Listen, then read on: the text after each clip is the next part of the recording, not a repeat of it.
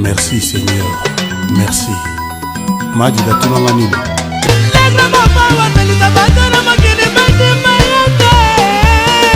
Basser moko baza ba côté économique basser ba jara mo ba jalouse wana.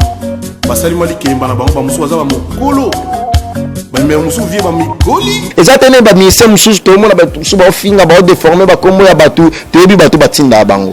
Pour ne pas faire la publicité, il y a des musiciens wana na otanga komote. Mais tango bato na basala ba émission na ba kombo ya ba musiciens wana. Au moins ba fana ba musiciens na ba benga ba zo se kabino ma Nicolo pe abom to finga ba benga vous encourager. C'est que bana non na ba la batama finga. Comment est-ce que mutazo les gars émission azo finga? Yo po bengi aux encourager, aux seka. Clique à batama tongi. Toko contexte la profondeur toto pesa ba comment to attribuer ba mais en bref clique ya batama tongi parce que moteur de finga batu yo zo benga ebo se ka bozo tonga ta ko ye ko alo ba iboye o yo mo pesa information est-ce que ngana benga da en direct émission pesa information boy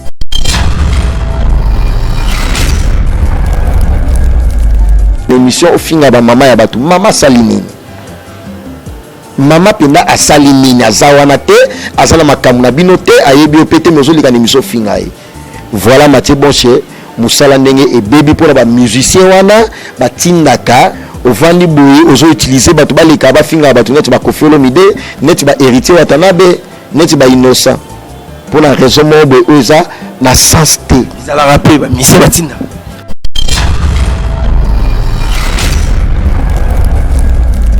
ce qui n'a comment comme ça Koffi c'est rien ta tinanga mais oui il y a pas mal de choses bon ça tinanga là le la valeur et ça ma bengue na finga ataye mo personnellement a olinga tatina na finga bato si la mission nyos tout on le blague ba bonne valeur wana ba on bat batina ngala le ba bonne valeur non et ça musala na tangela il faut la teka artiste il faut la promouvoir et ça normal et ça m'a bête na kati ya déontologie ya musalo ato bête ma solo ba chanteur ato bête ma solo ba jeter tala au moni ma solo bino bo ça va confusion totine oh bon na boza pour ba faux chanteur bon na papa Koffi Olomide ta formé la chanteur de chanteur faire étant à longa maison mais ba ki le marquis va saler simbita ya yiwapi abino bo ça ba gérer au moni quartier latin et ça patrimoine au moni quartier latin et ça vie quartier latin et ça boulot blague ipé changement de fréquence, changement d'adresse chez Djonga. Bolela kitro, oh, esika ya bino moko ezali te boyeba ke Djonga azuli bino solution. Azu esika ya ye moko akofandisa idéologie, esika oyo ba Congolais tout bakobanda ko ya kokutana na ndenge ya defuate. Chez Djonga de, chez Djonga de awa bokokuta biloko nyonso bolingaka ya kotumba. Lokola ntaba ya kitoko pe elengi, soso ya kotumba, ngulu ya kotumba, poaso ya kotumba. Esengeli koyebake, chez Djonga de, bafongolaka kobanda mokolo ya mardi, ti dimanche. Awa nde sika ambiance ezali kolala, adresse ezakaka se moko. Chez Djonga de, weekend, boza deja ya kosepela, po awa, ambiance elalaka awa na ndenge ya defuate. Chaque vendredi, bobanda kozua Suzuki Luzubu, 4x4. Yende muta kosepelisa bino na ndenge ya kosaka te oza kulia oza komela oza kopina pe chaque samedi ekobanda kozala nde CNN Alligator na ba artiste mosusu bakobanda kosepelisa bino na makinu ya defwa te na bakunga ya kosakana te et puis chaque dimanche sombele suka bisanga nde bokozwa les grands chanteurs Emile alias de Mingongo yende mutakonde ko palola awa boko sentir betu e ba ou différence yena tala mone namira ya nani chez Djonga de Malolo. Oui frère, Babi Djonga. La Congolia. Futur. Hein? Nous te reçons la 50 boîtes. La Katakin, c'est Djonga. Chez Djonga. Soki olingo sala ba réservation o bengi na ba numéro oyo pe ba ko servir yo joli kitoko chez Djonga de yango nde moboko ya ambiance na kati ya Paris c'est naturel soin.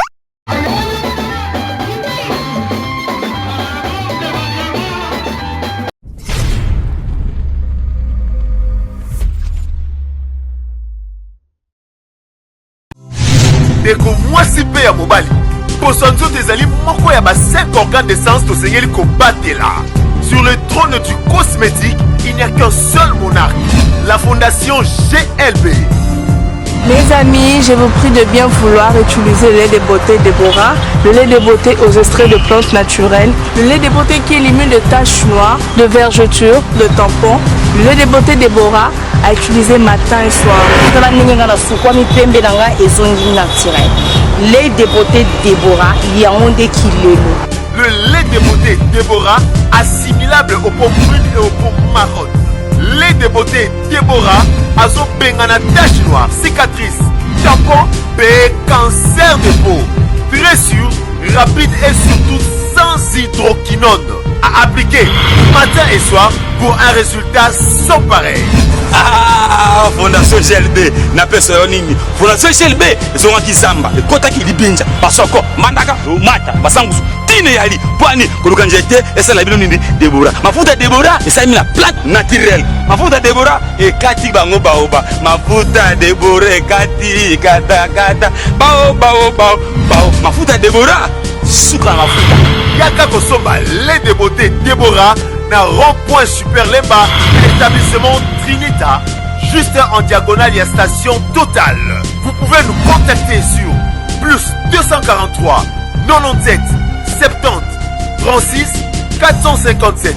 Ah, Fondation GLB, ngay na bino simbali sakanya. Mafuta Déborah, kilelo.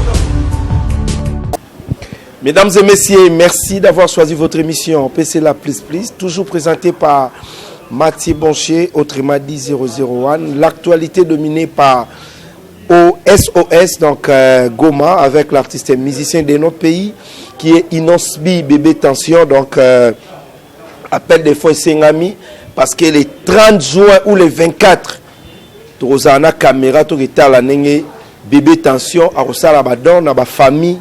Oyo bakufeli ba famille oyo bazangi batwebele mais lelo na oloba na bandeko ke Inosbi c'est un garçon très très responsable donc appel des fonds à salon kaka pour na artiste musicien c'est aussi pour des prêtres au mibenga mutala chambongo wana et ça là vraiment bien et merci à tous les artistes qui va répondre que ba kopesa moi bénéfice que donc par rapport il y a événement où ekoleka bientôt là na Goma parce que Inosbi a aucun décuna aucun neye mo rapé sabadon et ça là vraiment bien et pourquoi pas tobeta par rapport à la musique congolaise ma finga il est trop ma kambou belé le trop to itu koyoka ke faire gola date wana za lukuta le 7 novembre est-ce que réellement c'est vrai on va parler avec Mathieu Boncher Prince Bakali.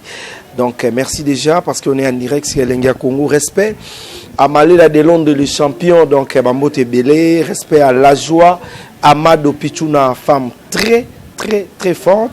Respect beaucoup à Dadi Yakuza, Yuyu Kabouikou, mon manager depuis Paris, Yuyu Kabouikou, le célèbre Bambote Belé. Respect aussi à Nadine Ilodi Antibal, Maman Julia. Respect Allez Yadimbi, maman sociale depuis Ottawa. Sans oublier Matou Idol, Papa na Matou Junior, Naya Willy Pessier, le champion Adol. Mokonzi à La Rochelle. Viens à prêtre Bambote Belé. Prince Bakali, bonjour. Bonjour Mathieu, bonjour Elenga Congo, merci na Tracy Melenga Pro, Oaza DG à Elenga Congo, na Madame na Eglodi, et puis de la nation Tonton Manamanga Pichou, la charité bien ordonnée commence par soi-même. Bonjour na les seuls et l'unique mécène, et puis la seule fondation Autotsigala Nango, bientôt redémarrage avec force, il y a Imamé à fondation Lissal ici. Ça avec force déjà parce qu'il y a Imamé à Zanakin à disposition, ils ont déjà prise, en tout cas toujours redémarré. Avec force fondation Lissal ici au Ezama Keno tozalaba na mike tozalaba bébé fondation Lissal ici ezala déjà avec PDG ya Imamé ya bon séjour à Kinshasa et puis merci na ya Willy Moucheni Kodamboka via Petit Naé merci na Dédé Lucas Cashman ya madame Mami sa couple impeccable femme d'affaires et puis ya Gauthier Mascotte l'homme de grands événements leader ya Londres Boni Masanga ya Willy Pensier les barres de fonds champion à Don de Mokonzo La Rochelle et puis Noche Azalaka congolais français américain triple nationalité MK Yamboka Noël Kamaya les nécessaires ba question na ba réponse sans oublier Patrick Image Lauréat Mibali Tuyanjili papa na Benji papa na Roro Arotala Biso Prince Bakali totali mafinga aujourd'hui Prince Bakali bazobenga yo Princesse Bakali. Et comme nini tina niveau wana? Ah mais ça peut m'embêter parce que princesse Alando inanga tout comme peut m'tawoye baté a benga princesse il y a pas mal de choses et au changer le côté ce ba benga ngande Mathieu Bonché wana ngeza autrement nanga mona ke no wana massa nanga peut-être bo sali moi confusion mais wana za ma confusion te wana za ma no comme nanga Prince Bakali ce qui na féminin nanga au mona ke princesse donc il y a pas mal de choses na accepter nanga yango ce qui na ndenge ya Bakaline Bakali au conjugué en autant on a jarnine parce que nous avons dit ma fille Bakali Bijou Bakali au Benge Bakali à moi site ngasko mobali Bakali premte de ce chango Bakaline et ça pratiquement inconcevable et ça là au moni biso tous ça ba éducateur de masse tous ça ba donneur de leçons pas vraiment forcément mais tous ça ba tous ça cuer tous les cas pour un message tous les cas pour un but biso les cas pour n'importe quoi bakoka soit nous raconter en haut na ndenge ya télévision émission ngana yo ezala émission moko objective puis responsable bato ba hôtel biso to ba mafinga te c'est beau zelanga na pancha wana qui na leka na émission pour na finga ka non ngana zana pour na recadrage ya makambo donc on recadrer likambo il faut ezala avec fait il faut ezala avec but muto peut-être la sali confusion na sali erreur wana batutu ba ebi et ça peut ne fait ça influence te mambo ndesko ba baozelela eza par rapport à la question na yo ba réponse ba ozwa awa eza ba réponse esengeli voilà boni quadracoura malgré ma finga malgré ma rambebele Double King le maître de double des mers boss Yamboka drapeau de la musique congolaise omoni biso to za ba défenseur ya ba bonne valeur maintenant ba bonne valeur wana eza ba nani ba bonne valeur ane za ba Kofi Olomide, Boss Amboka, ba bonne valeur, ba héritier Watanabe, mais c'est les chanteurs, ba bonne valeur, ba Inosbi, bébé tension, ba bonne valeur, ba Ibraton, piana pour citer que c'est là. On comprend? Ba bonne valeur, bangwana. Ba to ba la musique sans microbe. Ba to ba tinda, ba tout tebo, no finge, la biso, ba tout boy. On comprend? Bena rebandeli. Ba tout net, ba Kofi Olomide, Boss Amboka, Double King. Ba tout net, ba héritier Watanabe.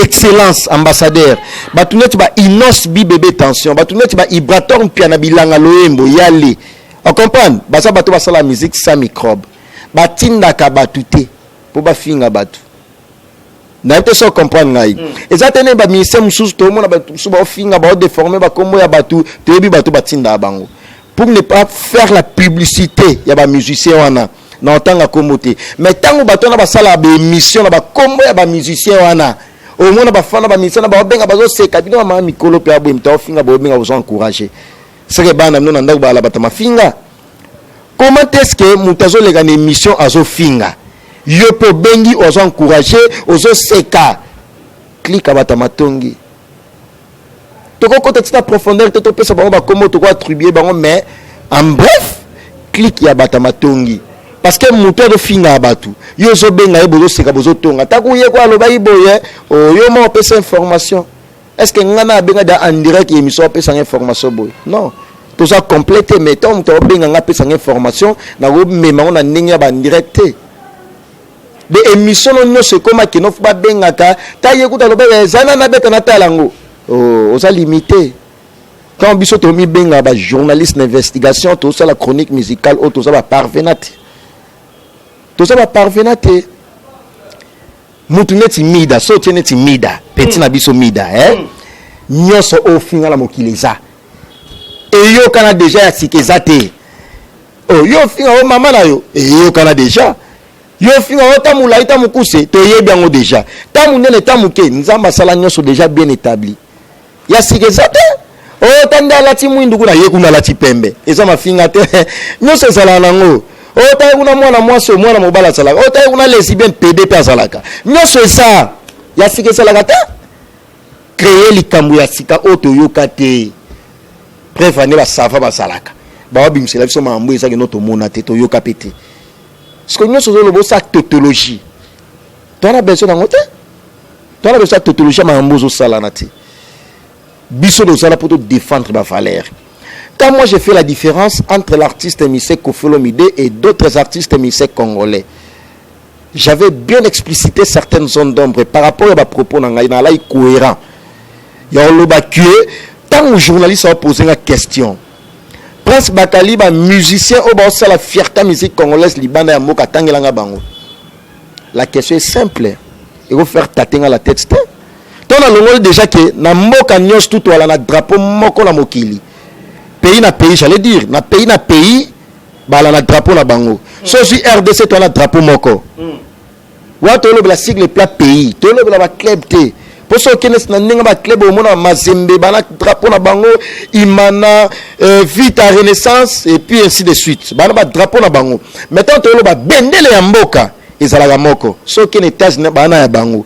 Ceux qui Canada bana ya bango, ceux qui France, ceux qui Belgique, Suisse, bana ba drapeau na bango. Mais ceux qui na Congo to na drapeau na biso moko. Et à la DT. Parce que ceux qui na musique, bendele, fierté ya musique congolaise, représentation sur le plan international, ils ont moko. Yo mona des drapeaux na pays na pays moko ça na des drapeaux. Comme pays moko ils ont des drapeaux té numéro 1 pays à musique azalaka. Tant to binga des légende. To ça la comparaison na yété na ba musicien mususu. Té. Ba bon, ba valeur baza né dans ton tangana. Mais représentation number 1 aza. Ya le roi Simba Léopard, quand il y a un match, un sélectionneur a sélectionné un joueur. Parce que le sélectionneur, à l'époque, c'est Kofi Olomide. De tout ça, Kofi Olomide a un sélectionneur, il y a l'équipe nationale. Parce que le sélectionneur, a sélectionné un joueur. Trésor pour tout Mazembe, Imana Kuna, Joël qui moi.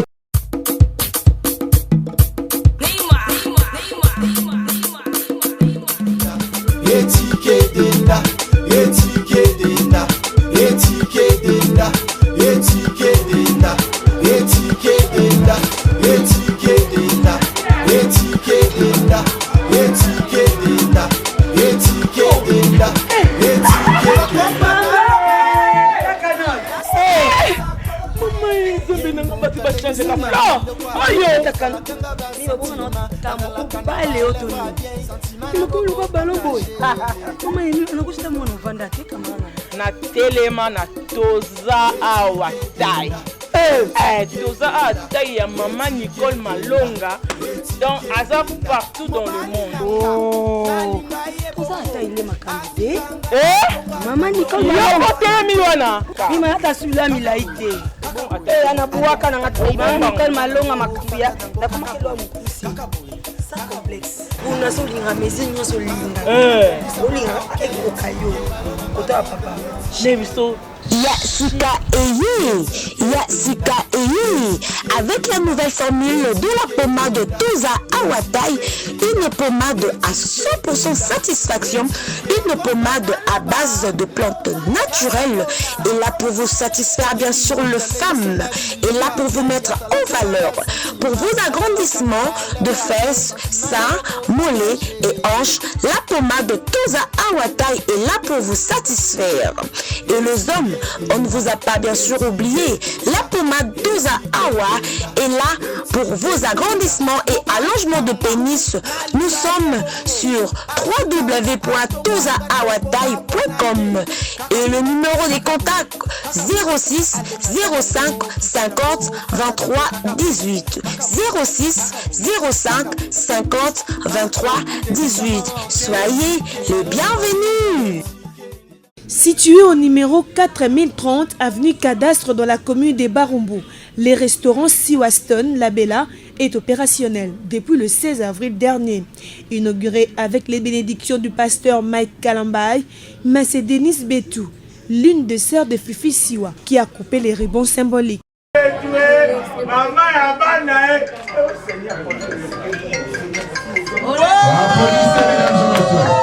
Désormais, c'est-à-dire, le restaurant est ouvert. Faites un tour chaque jour de lundi au dimanche. Cet établissement commercial où est servi des mets congolais vendent sur place et emportés. C'est juste pour leur dire merci. Naba soutien na bango nyonso, ezala financière, ezala matériel, ezala morale, ezala physique. Donc tosepeli mingi tokumisi nzambe. J'espère que bato bandoya po biso so to bandoya donc tozui chez biso ya sika quoi. au nom de ma famille, au nom de mes amis, je dis merci infiniment pour le pasteur Mike Alamba. Oui, la madame Christelle Mouabilo. Azamouto à Doctanga, à Sebela Langai. Merci infiniment. Vous mettez la bosse comme ça, RTGA, ma bonne. Merci infiniment. Animatrice des émissions à la RTGA, Fifi Siwa veut à travers ses restaurants exploiter son côté culinaire en offrant aux Congolais un cadre idéal pour se restaurer. Congolaises et Congolais, allez savourer des spécialités sans modération, c'est Stiwaston Labella.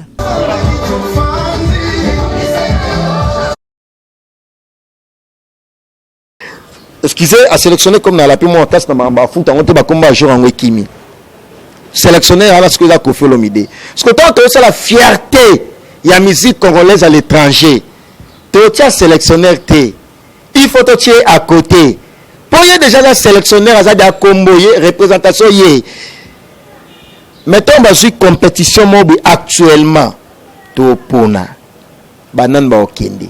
On comprend, n'était ce que vous comprenez. Mais ce que tu as non, y a azalaka déjà. Pas confier à tes qui les locaux. Confier à que azala, aza, arosala toujours. Pour tirer d'un coach, à embêter, à contrôler chez, aza expérimenté.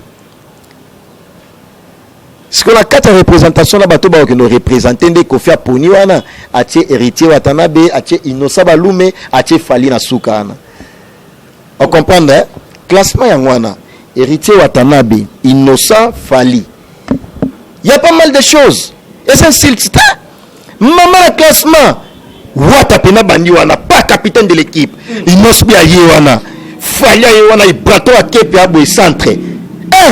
Et puis, on a le classement dans les installations qui est un peu plus loin. Au Tchèba, il boit longtemps, un grand chanteur. Ah, tu as bête ma solo, chanteur. Ah, tu as bête ma solo, jeté. Tala, au monument solo, bino, c'est bon, ça va confusion, totine. Oh, bon, on a besoin pour la faux chanteur, bon, on a besoin. Papa, Kofi Olomide t'a formé un chanteur de chanteurs. Faire étant à longue maison, mais qui les marqué, va saler Simbita, ya giwapi. Ah, bino, bon, ça va gérer. Au moins, quartier latin, c'est un patrimoine. Au moins, quartier latin, c'est une vie. Quartier latin, c'est un boulot. Blaguité. Bino ce que vous voulez, que toi, on a TV, tu finga net, tu vas petit na biso, Karim Mokondi, tu vas finga, tu vas petit na biso, baba Demer, tu vas petit na biso, baba Mida et tant d'autres. Tu petit na biso, papa na biso, Ken Piana. Tu as la penchée na te. Biso doit la pour promouvoir les artistes et musiciens congolais. Quartier latin, ils ont besoin de promouvoir yango parce qu'ils sont là déjà. Na ba réputation ya bien. Bon, qu'est-ce que c'est que musique à maison mère? N'en parlons pas. Bon, qu'est-ce que c'est que BCBG? C'est bon, orchestre ya bien. Vous avez ce que héritier, on va y pour les présents à héritier. Les passés na y tant que ça l'orchestre à Weranson. Donc c'est passé on a beaucoup plus de tout le qui l'élo. Orchestre le plus stable. Orchestre est dans la ville, na primo ya likolo. C'est ça que nous voulons dans la musique congolaise. Il y a un moni wat appelle ça qui devoir dans la ville. Na showbezwana. Plein à craquer. Whisky, champagne, et ont mis la malogo à coca. J'ai jamais vu. Billet sili. L'autre côté, tu es dans le village, tu es moni Kofi Olomide, concert et à la $150, mais matiti na $450. Mindele 85% Mindele. Concert Mindele na Mindele. Toi là, il y a Tim Skabengele, l'homme des immeubles, témoin. Bah Junior Yombo ya Gisèle Sinda ba yebi mambo non sola. Bah Dédé Lucas Cashman et puis bah Nixon Boutique, la grande mention opérateur économique. Bah yebi. Bah Foule Luki sous chinois noir, bah Dani Chandou, chinois congolais. L'impératif Dani Chandou, chinois congolais, bah yebi mambo non sola. On comprend. Biso tozala pour que tout se marteler beaucoup plus pour na ba point wana et non na ma finga et non na ma mbalo kuta. Au vandi boye ozo utiliser batu ba leka ba finga batu net ba Kofi Olomide net ba héritier Watanabe net ba Innocent pour la raison mo boye oza na sens te izala rapé ba mise batinda boto mutu net mida finga tebi groupe bato ba benga gina ba téléphone en direct ba okumisa gai to mutu net Karim Mokonzi Karim Mokonzi ministère congolais nante of Karina Finga ba ministère nyoso ya Congo nyoso. Mais lelo te mona Karine a ça va direct na ye a ye manzimbo ya mise mobwe et ça a linga a se racheter quoi là non comprendre on ente ou soit baso tindaye Ça n'a même pas de sens. Et ça n'a sens pas. Naïe, à moins Kofi Olomide a la valeur, à moins héritier, innocent et tant d'autres. Je dis bien et tant d'autres. C'est que ça, liste des amoulaï. Et c'est une mission, on a autant de choses, mais dans le lobby et tant d'autres. Tant de ça, la musique avec valeur.